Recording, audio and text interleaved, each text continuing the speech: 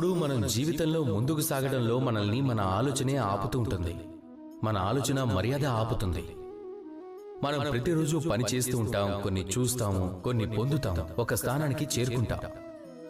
కానీ ఒక సమయం తర్వాత మన మనసులో ఒక విధమైన భావాలు ఉత్పన్నం అవుతాయి. ఇంకెంత చేస్తావు, చాలానే చేసావు కదా, ఎంతో సంపాదించుకున్నావు, ఎంతో విజయం అయితే పొందావో, ఇంకెంత పొందుతావు అని.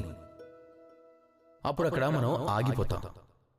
అది మన ఆలోచన మర్యాద వల్లే జరుగుతుంది. కానీ జీవితం గురించి మాట్లాడుకుంటే ఒకవేళ జీవితం ఒక స్థానం వరకు చేర్చింది అంటే దాని తర్వాత మార్గం కూడా జీవితం తప్పకుండా చూపిస్తుంది.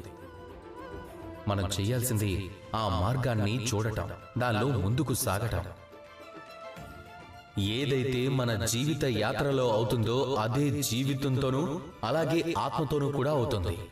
మనం జీవితంలో ప్రగతిని సాధిస్తాం, అభివృద్ధిని సాధిస్తాం. ఒక సమయం తర్వాత ఒక చోట ఆగిపోతాం. అది మనం చేయకూడదు. ఈ జీవిత యాత్ర, ప్రగతి, అభివృద్ధి, వీటి అంతం ఎప్పుడు అవుతుంది అంటే ఎప్పుడైతే జీవితం అంతం అవుతుందో. మిమ్మల్ని మీరు ఆపకండి.